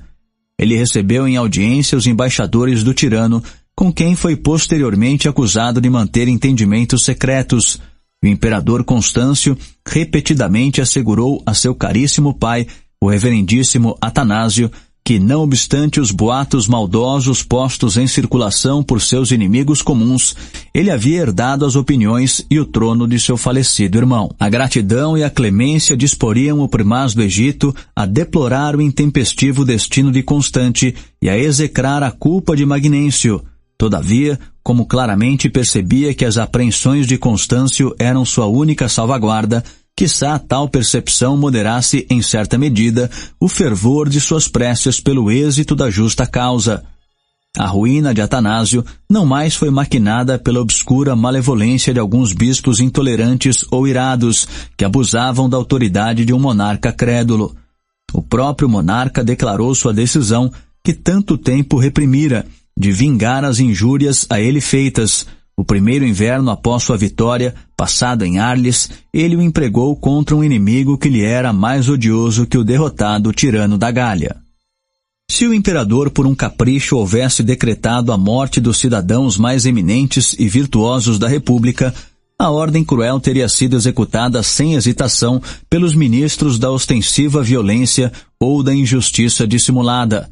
A precaução, a demora, a dificuldade com que agiram na condenação e punição de um bispo popular revelaram ao mundo que os privilégios da Igreja já tinham avivado, no governo romano, um sentido de ordem e liberdade. A sentença pronunciada pelo Sínodo de Tiro e subscrita por larga maioria dos bispos orientais jamais havia sido expressamente rechaçada, e como Atanásio fora outrora destituído de sua dignidade episcopal pelo julgamento de seus confrades, qualquer ato subsequente poderia ser considerado irregular ou até mesmo criminoso. Mas a lembrança do firme e eficaz apoio que o primaz do Egito recebera da lealdade da Igreja Ocidental induziu Constâncio a suspender a execução da sentença até ter obtido a concordância dos bispos latinos. 2 anos se passaram em negociações eclesiásticas e a importante causa entre o imperador e um de seus súditos foi solenemente debatida, primeiro no Sínodo de Arles e depois no Grande Concílio de Milão, composto de cerca de 300 bispos. A integridade destes foi sendo gradualmente minada pelos argumentos dos arianos, pela destreza dos eunucos e pelas prementes solicitações de um príncipe que satisfazia a sede de vingança à custa de sua dignidade e que punha a nu suas próprias paixões, ao mesmo tempo que influenciava as do clero. A corrupção, o mais infalível sintoma da liberdade constitucional, atuou com sucesso. Honrarias, presentes e imunidades foram oferecidos e aceitos como preço de um voto episcopal. Apresentou-se a condenação do primaz alexandrino como a única medida capaz de restaurar a paz e a união da Igreja Católica. Nota de rodapé. As honrarias, presentes e festas que seduziam tantos bispos são mencionados com indignação pelos que eram puros demais ou altivos demais para aceitá-los. Combatemos, diz Hilário de Poitiers, Constâncio, o anticristo, que afaga o ventre em vez de flagelar as costas. Os amigos de Atanásio não desampararam, contudo, nem seu chefe nem sua causa. Com o espírito viril que a santidade de sua condição tornava menos perigoso, sustentaram eles, nos debates públicos e nos colóquios privados com o imperador, o eterno compromisso com a religião e a justiça. Declararam que nem a esperança do favor do soberano, nem o receio de seu desagrado poderiam induzi-los a perfilhar a condenação de um irmão ausente, inocente, respeitável. Afirmaram, aparentemente com razão, que os ilegais e obsoletos decretos do Concílio de Tiro de há muito tinham sido tacitamente abolidos pelos éditos imperiais, pela honrosa restauração do arcebispo de Alexandria e pelo silêncio ou retratação de seus adversários mais acirrados. Alegavam que sua inocência fora atestada pela unanimidade dos bispos do Egito e reconhecida nos concílios de Roma e Sérdica pelo juízo imparcial da Igreja Latina. Deploravam a dura situação de Atanásio, o qual, após fruir por tantos anos sua posição, sua nomeada e a aparente confiança do soberano, via-se novamente chamado a refutar as acusações mais infundadas e mais extravagantes. A linguagem dos conciliares era capciosa e sua conduta respeitável. Entretanto, nessa longa e obstinada disputa, que fixou os olhos de todo o império na figura de um único bispo, as facções eclesiásticas estavam prontas a sacrificar a verdade e a justiça ao objetivo mais atraente de defender ou remover o intrépido campeão da fé nicena. Os arianos ainda julgavam prudente dissimular numa linguagem ambígua seus verdadeiros sentimentos e propósitos. Os bispos ortodoxos, porém, armados da preferência popular e dos decretos de um concílio ecumênico, insistiram em todas as ocasiões, particularmente em Milão, na necessidade de seus adversários se depurarem da suspeita de heresia antes de se atreverem a censurar a conduta do grande Atanásio. Mas a voz da razão, se é que ela estava mesmo do lado de Atanásio, foi calada pelos clamores de uma maioria facciosa ou venal. Os concílios de Arles e Milão não se dissolveram enquanto o arcebispo de Alexandria não foi solenemente condenado e destituído pelo juízo tanto da Igreja Ocidental como da Oriental. Exigiu-se dos bispos que a ela se haviam oposto que subscrevessem a sentença e se unissem em comunhão religiosa aos supostos chefes do partido adversário. Mensageiros do Estado levaram um formulário de anuência aos bispos ausentes, tendo sido imediatamente banidos pelo imperador, que aparentava estar pondo em execução os decretos da Igreja Católica, todos quantos se recusassem a sujeitar sua opinião pessoal à inspirada e pública sabedoria dos concílios de Arles e Milão. Entre os prelados que encabeçaram o honroso contingente de confessores e exilados, Libério de Roma, Ósio de Córdova, Paulino de Treves, Dionísio de Milão, Eusébio de Vercellae, Lucífer de Cagliari e Hilário de Poitiers merecem menção à parte. A elevada posição de Libério, que governava a capital do império, o mérito pessoal e a longa experiência do venerando Ósio, que era acatado como favorito de Constantino o Grande e prócer da fé nicena, colocavam esses prelados à testa da Igreja Latina. Seu exemplo, fosse de submissão ou de resistência, seria provavelmente imitado pelos círculos episcopais. Todavia, as repetidas tentativas do imperador de seduzir ou intimidar os bispos de Roma e de Córdova mostraram-se ineficazes durante certo tempo. O hispânico declarou-se pronto a sofrer, sob Constâncio, o que sofrera 60 anos sob seu avô Maximiano. O romano, na presença de seu soberano, reafirmou a inocência de Atanásio e sua própria independência. Quando foi exilado em Bereia, na Trácia, devolveu uma grande soma que lhe havia sido oferecida para suas despesas de viagem e insultou a corte de Milão com o altivo reparo de que o imperador e seus eunucos poderiam precisar daquele ouro para pagar seus soldados e seus bispos. A determinação de Libério e de Ósio foi finalmente vencida pelas agruras do exílio e do confinamento. O pontífice romano negociou sua volta em troca de algumas transigências criminosas e posteriormente expiou a culpa por via de um arrependimento oportuno. Já a persuasão e violência foram usadas para extorquir a relutante assinatura do decrépito bispo de Córdova, cujo vigor se quebrantara e cujas faculdades estavam talvez comprometidas pelo peso da idade centenária. O insolente triunfo dos arianos levou alguns membros da facção ortodoxa a tratar com desumana severidade o caráter, ou melhor, a memória, de um ancião desafortunado a cujos anteriores serviços tanto devia a própria cristandade. A queda de Libério e Ósio dava maior brilho à firmeza desses bispos que ainda perfilhavam com inabalada fidelidade a causa de Atanásio e da verdade religiosa. A engenhosa malevolência de seus inimigos os havia privado do benefício do conforto e aconselhamento mútuos, separando os ilustres exilados em províncias distantes e cuidadosamente escolhendo os pontos mais inóspitos de um grande império. Eles logo verificaram, porém, que os desertos da Líbia e as regiões mais bárbaras da Capadócia eram menos inóspitas do que a residência naquelas cidades em que um bispo ariano podia saciar sem restrições o agudo rancor da aversão teológica. A consolação deles provinha de sua consciência de retidão e independência, do aplauso, das visitas, das cartas e das generosas esmolas de seus partidários, bem como da satisfação que em pouco tiveram de observar as divisões intestinas dos adversários da fé nicena. Era tão exigente e caprichoso o gosto do imperador Constâncio, e tão facilmente se ofendia ele com o menor desvio de seu imaginário padrão de fé cristã, que perseguia com igual empenho os que defendiam a consubstancialidade, os que sustentavam a substância similar e os que negavam a aparência do Filho de Deus. 3 bispos, destituídos e banidos por tais opiniões adversas, poderiam possivelmente encontrar-se no mesmo lugar de exílio e, em conformidade com a diferença de seus temperamentos, ou deplorar ou insultar o cego entusiasmo de seus antagonistas, cujos sofrimentos de então jamais seriam recompensados por felicidade futura.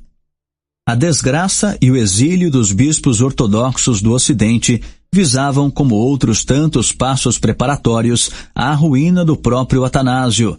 26 meses se haviam passado durante os quais a corte imperial forcejou, por via dos mais insidiosos estratagemas, afastá-lo de Alexandria e suspender o estipêndio que possibilitava sua liberalidade popular.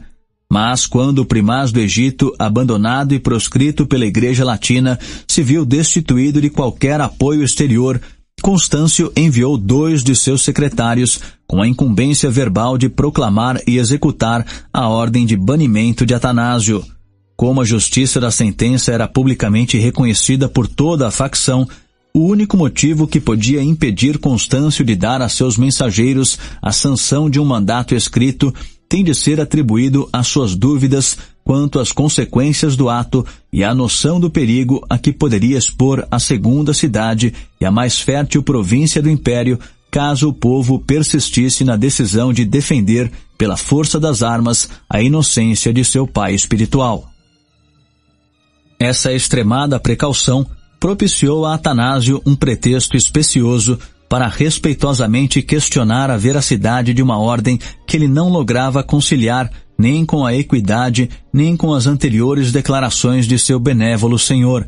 Os poderes civis do Egito não viam como persuadir ou obrigar o primaz a abdicar seu trono episcopal, e foram obrigados a celebrar um tratado com os chefes populares de Alexandria, no qual se estipulava que todas as providências e todas as hostilidades ficavam suspensas até que se pudesse conhecer de modo mais seguro a vontade do imperador.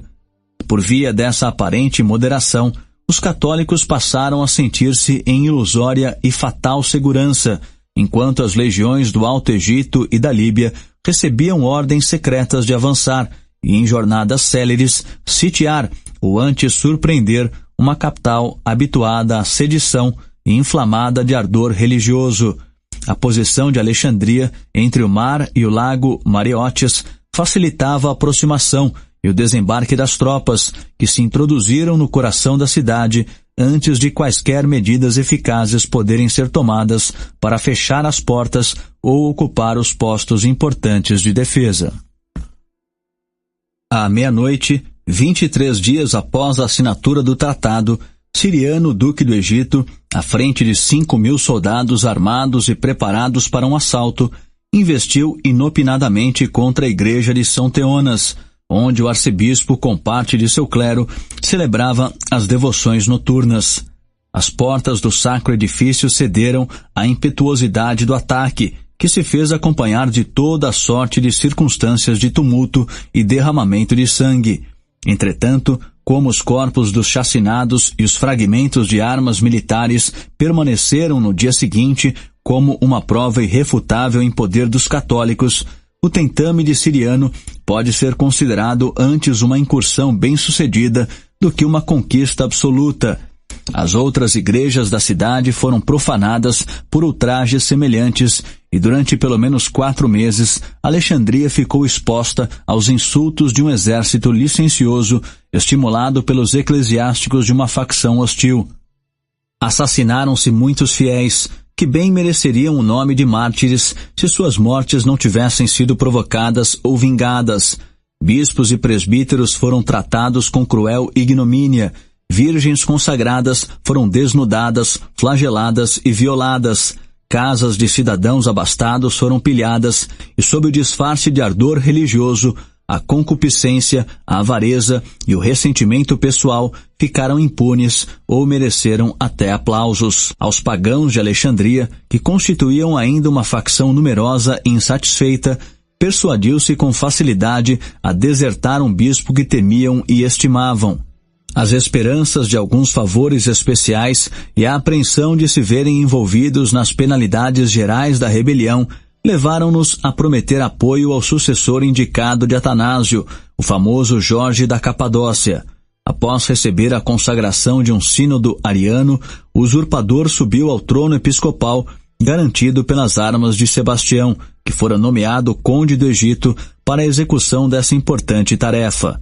No emprego e na obtenção do poder, o tirano Jorge desconsiderou as leis da religião, da justiça e da clemência. As mesmas cenas de violência e escândalo ocorridas na capital se repetiram em mais de 90 cidades episcopais do Egito. Encorajado pelo êxito, Constâncio se atreveu a aprovar a conduta de seus ministros. Numa exaltada epístola pública, o imperador saúda a libertação de Alexandria de um tirano popular que iludia seus cegos devotos com a magia de sua eloquência. Discorre sobre as virtudes e a piedade do reverendíssimo Jorge, o bispo eleito, e aspira com o patrono e benfeitor da cidade a ultrapassar a fama do próprio Alexandre. Mas declara solenemente sua inalterável decisão de perseguir a ferro e fogo os partidários sediciosos do maligno Atanásio, que, com fugir à justiça, confessara sua culpa e escapara da morte ignominiosa que tão a miúde merecera. Atanásio havia de fato escapado dos perigos mais iminentes, e as aventuras desse homem extraordinário merecem deter nossa atenção. Na noite memorável em que a igreja de São Teonas foi invadida pelas tropas de Ciriano, o arcebispo, sentado em seu trono, aguardou com calma e intrépida dignidade a aproximação da morte. Enquanto as devoções públicas eram interrompidas pelos brados de ira e pelos gritos de terror, ele incitava sua trêmula congregação a exprimir sua confiança religiosa, entoando um salmo de Davi, que celebra o triunfo do Deus de Israel sobre o arrogante e ímpio tirano do Egito. As portas foram por fim arrombadas, uma nuvem de flechas atingiu o povo, os soldados, de espadas desembainhadas, correram para o santuário, e as sagradas luminárias que queimavam em torno do altar lhes refletiram o brilho terrível das armaduras. Atanásio repeliu a piedosa importunação dos monges e presbíteros ligados à sua pessoa e nobremente se recusou a desertar o posto episcopal, enquanto não viu fugir em segurança o último membro da congregação.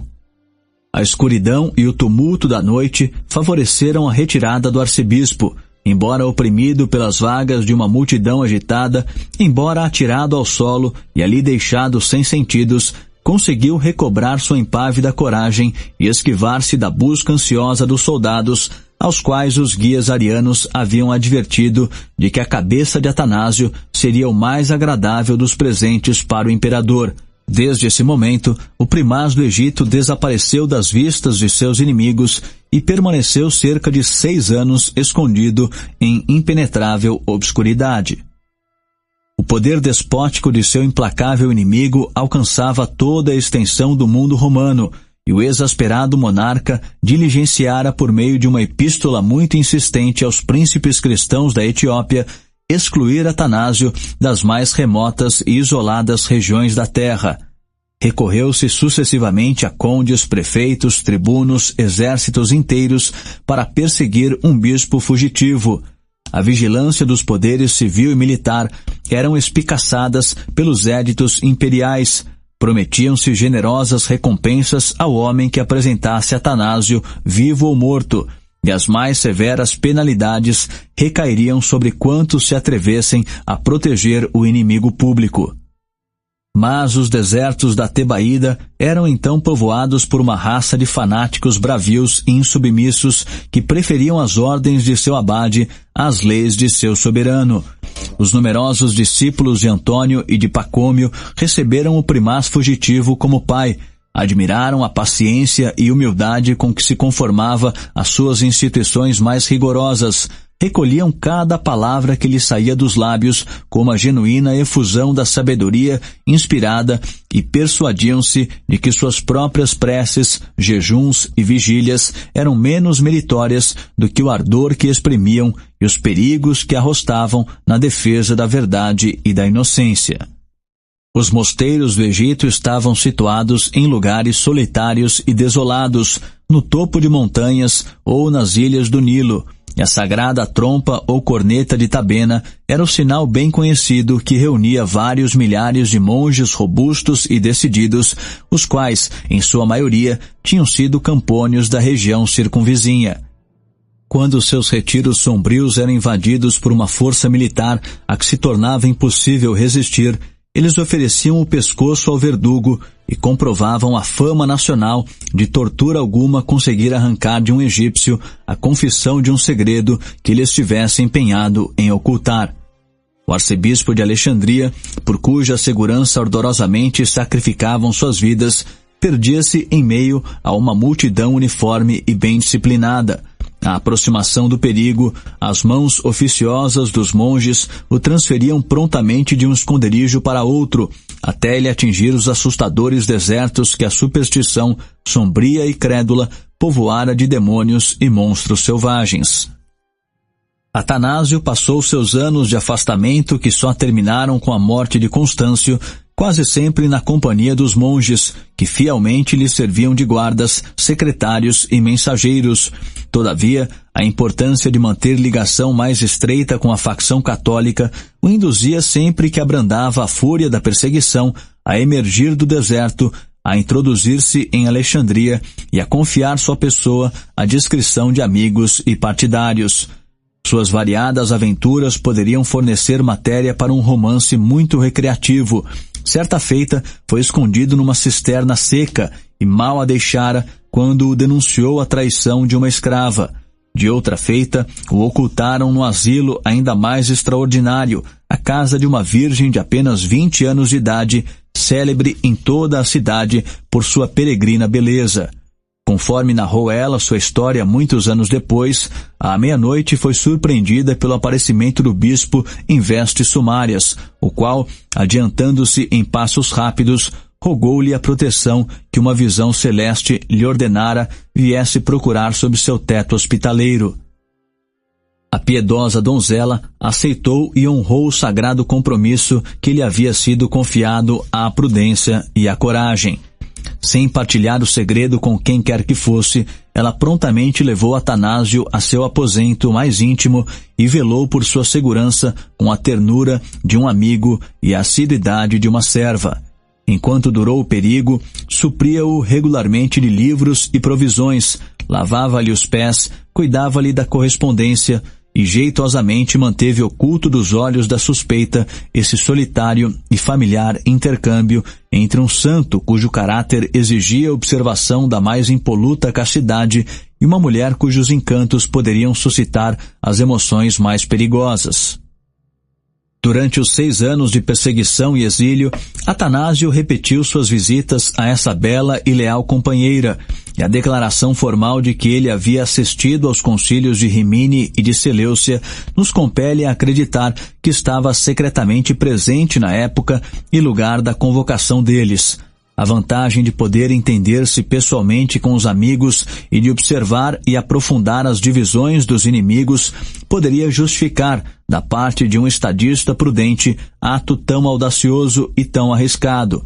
Ademais, Alexandria estava ligada por rotas marítimas comerciais a todos os portos do Mediterrâneo. Do fundo de seu inacessível esconderijo, o intrépido primaz empreendia uma incessante guerra ofensiva contra o protetor dos arianos. Seus escritos azados, que eram diligentemente postos em circulação e avidamente lidos, contribuíam para unir e estimular o partido ortodoxo. Em suas apologias públicas, endereçadas ao próprio imperador, ele por vezes simulava louvar a moderação, enquanto ao mesmo tempo, em invectivas secretas e veementes, denunciava Constâncio como um príncipe fraco e maligno, o verdugo da família, o tirano da república e o anticristo da igreja. No auge de sua prosperidade, o vitorioso monarca que havia castigado o arrebatamento de Galo e reprimido a revolta de Silvano, que arrancara o diadema da cabeça de Vetrânio e vencera no campo de batalha as legiões de Magnêncio, recebia de mão invisível um ferimento que ele não podia nem curar nem vingar. E o filho de Constantino foi o primeiro dos príncipes cristãos a experimentar a força dos princípios que, na causa da religião, alcançavam resistir às maiores violências do poder civil. A perseguição de Atanásio e de tantos bispos respeitáveis que sofriam pela integridade de suas opiniões, ou pelo menos pela integridade de sua consciência, constituía-se em justo motivo de indignação e descontentamento para todos os cristãos, salvo os que estavam cegamente devotados à facção ariana.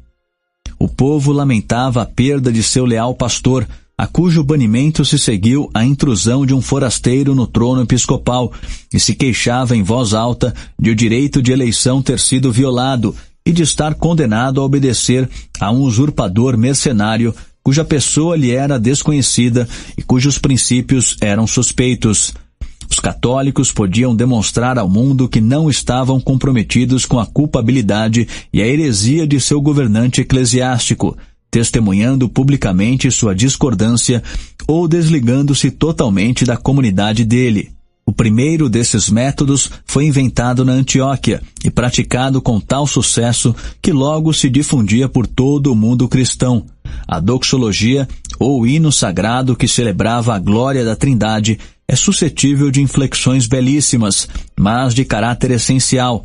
A substância de um credo ortodoxo ou herético podia ser expressa pela diferença de uma partícula disjuntiva ou copulativa. Responsos alternados e uma salmódia mais regular foram introduzidos no serviço religioso público por Flaviano e Diodoro, dois leigos devotos e ativos vinculados à fé nicena. Sob sua direção, um enxame de monges emergiu do deserto. Bandos de cantores bem disciplinados se postaram na Catedral de Antioquia. A glória ao Padre e ao Filho e ao Espírito Santo era triunfalmente cantada por um coro completo de vozes, e os católicos insultavam, com a pureza de sua doutrina, o prelado ariano que usurpara o trono do venerável Eustácio. O mesmo ardor que lhes inspirava as canções impeliu os membros mais escrupulosos do Partido Ortodoxo a constituírem assembleias separadas, as quais eram governadas pelos presbíteros até que a morte de seu bispo exilado possibilitasse a eleição e consagração de um novo pastor episcopal. As mudanças na corte multiplicavam o número de pretendentes e uma mesma cidade foi a miúde disputada no reinado de Constâncio por 2, 3 ou até mesmo 4 bispos que exerciam sua jurisdição espiritual sobre seus respectivos seguidores e ora perdiam, ora recobravam as possessões temporais da Igreja. Os abusos da cristandade introduziram no governo romano novas causas de tirania e sedição.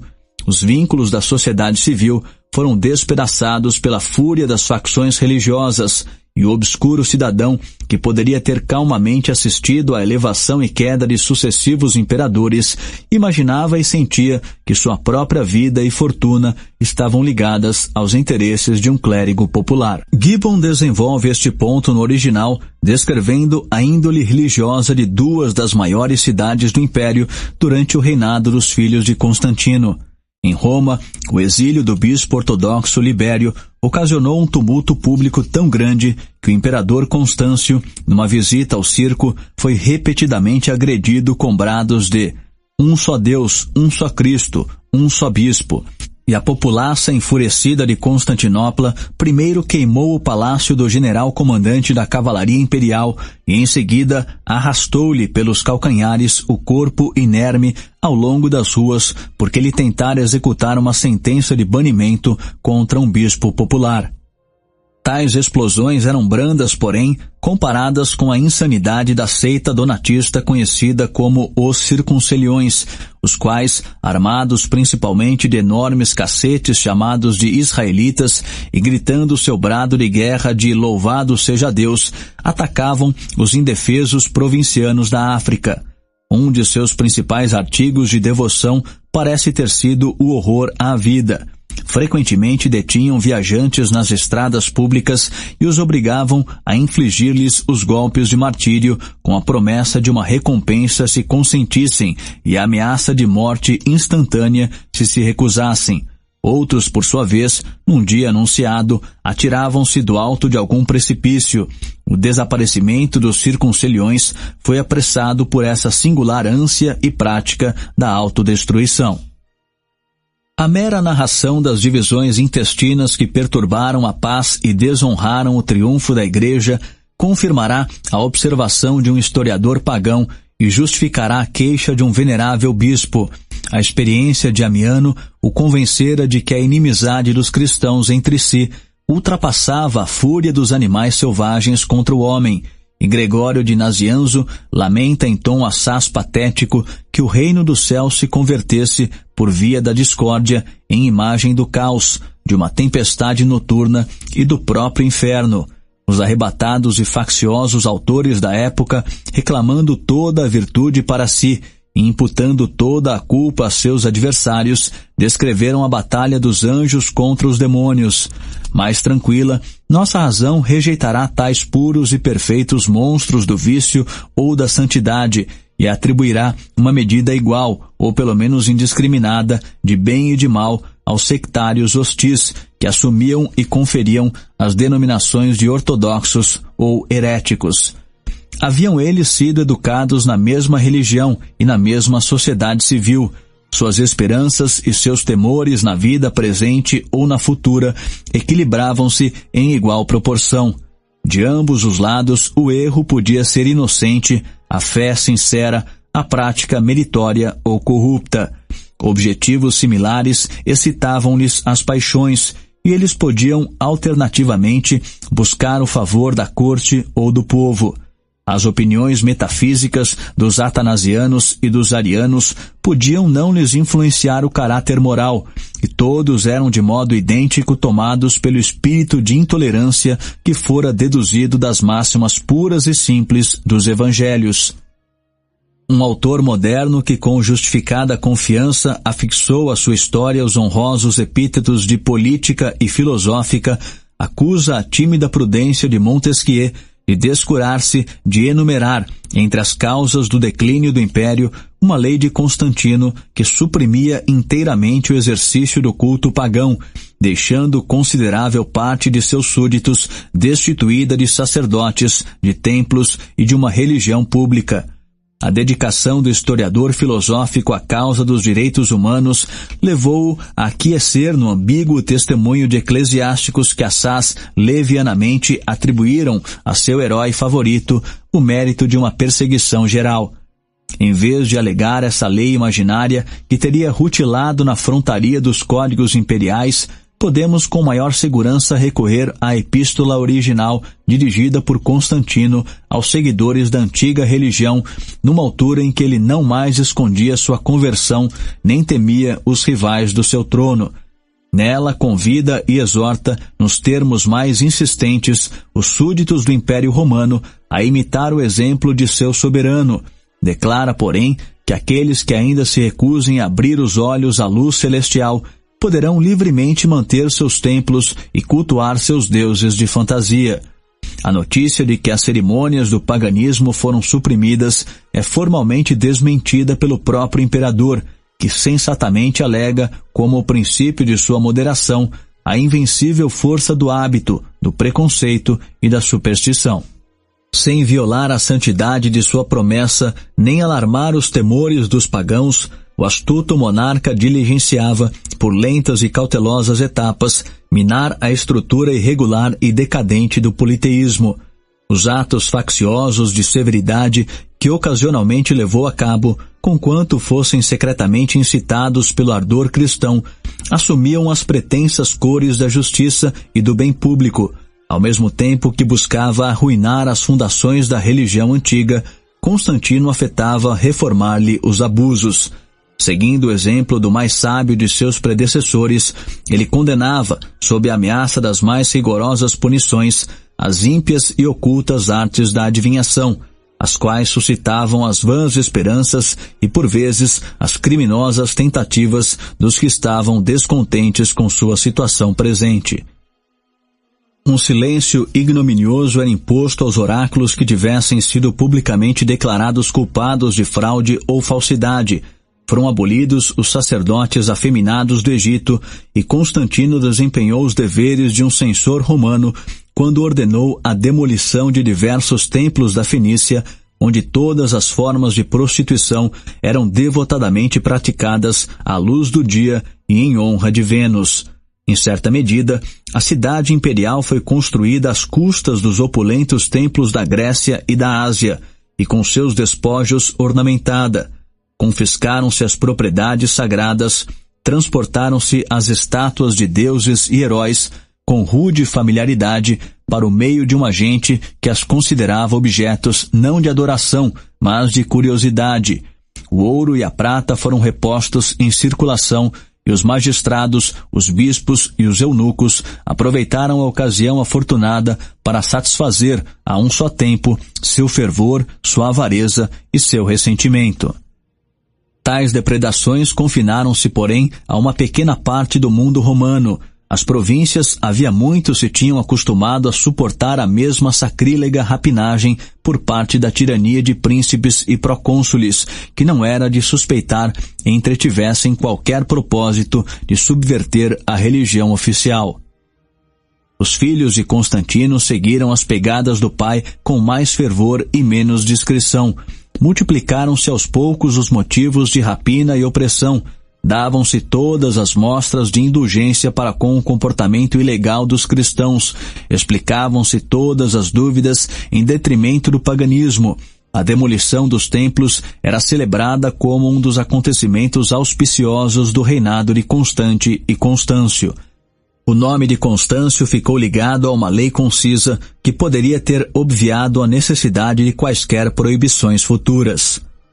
É nossa vontade que em todas as localidades e em todas as cidades os templos sejam imediatamente fechados e cuidadosamente guardados para que ninguém os possa ofender. É igualmente vontade nossa que todos os nossos súditos se abstenham de sacrifícios. Se alguém for culpado de semelhante ato, que sinta a espada da vingança e que, após ser executado, sejam suas propriedades confiscadas para uso público. Nas mesmas penalidades incorrerão os governadores das províncias se deixarem de punir os criminosos. Há, todavia, fortes razões de supor que esse édito temível foi lavrado sem ter sido publicado ou publicado sem ter sido posto em execução. O testemunho dos fatos e os monumentos de bronze e mármore ainda subsistentes comprovam o exercício público do culto pagão durante todo o reinado dos filhos de Constantino. Tanto no Oriente quanto no Ocidente, tanto nas cidades quanto no campo, um grande número de templos foi respeitado ou pelo menos poupado. A multidão devota podia ainda entregar-se a sacrifícios, a festivais e a procissões com a permissão ou conivência do governo civil. Cerca de 4 anos após a suposta data desse édito, Constâncio visitou os templos de Roma. A decência de seu comportamento é encarecida por um orador pagão como exemplo digno da imitação dos príncipes que o sucedessem. Esse imperador, diz Símaco, consentiu que os privilégios das virgens vestais permanecessem inviolados, outorgou as dignidades sacerdotais aos nobres de Roma, concedeu o costumeiro estipêndio para atender às despesas dos ritos e aos sacrifícios públicos. Embora tivesse abraçado outra religião, jamais tentou privar o império do culto sagrado da antiguidade. Ao Senado ainda era dado consagrar, por decretos solenes, a divina memória de seus soberanos, e o próprio Constantino foi associado após sua morte àqueles mesmos deuses a que renunciara e insultara em vida. O título, as insígnias, as prerrogativas de soberano pontífice, instituídos por Numa e assumidas por Augusto, aceitaram-nos sem hesitação 7 imperadores cristãos, que receberam a investidura de autoridade mais absoluta sobre a religião que haviam desertado do que sobre a que professavam. Nota do tradutor. Símaco, orador e prefeito romano, de 345 a 405 d.C., que defendeu as antigas instituições religiosas politeístas da sanha dos cristãos. As divisões da cristandade adiaram a ruína do paganismo. A guerra santa contra os infiéis era levada a cabo com menos vigor por príncipes e bispos que mais prontamente se alarmavam com a culpa e o perigo da rebelião intestina. A extirpação da idolatria poderia ter sido justificada pelos princípios vigentes de intolerância. Contudo, as seitas hostis que reinavam alternadamente na corte imperial temiam todas indispor-se, exasperando-os com próceres de uma facção poderosa, embora em declínio. Todas as vantagens em matéria de autoridade e moda, de interesse e razão, militavam agora em favor do cristianismo. 2 ou 3 gerações se passaram, porém, antes de sua influência vitoriosa se fazer sentir. A religião que por tanto tempo e tão tardiamente fora instituída no Império Romano era ainda cultuada por uma numerosa comunidade, menos apegada aos juízos especulativos do que ao antigo costume. as honras do Estado e do Exército se atribuíam sem distinções a todos os súditos de Constantino e Constâncio. Muito saber, muita riqueza e muito valor ainda estavam a serviço do politeísmo. A superstição do senador e do Campônio, do poeta e do filósofo, adivinham de causas muito diferentes, mas todos eles se encontravam nos templos dos deuses, animados de igual devoção. Seu fervor ia sendo espicaçado pelo triunfo insultuoso da seita proscrita. Suas esperanças, outrossim, se avivavam por uma bem fundada confiança no fato de o herdeiro presuntivo do império, um jovem e valente herói que libertara a Gália das armas dos bárbaros, ter secretamente abraçado a religião de seus maiores.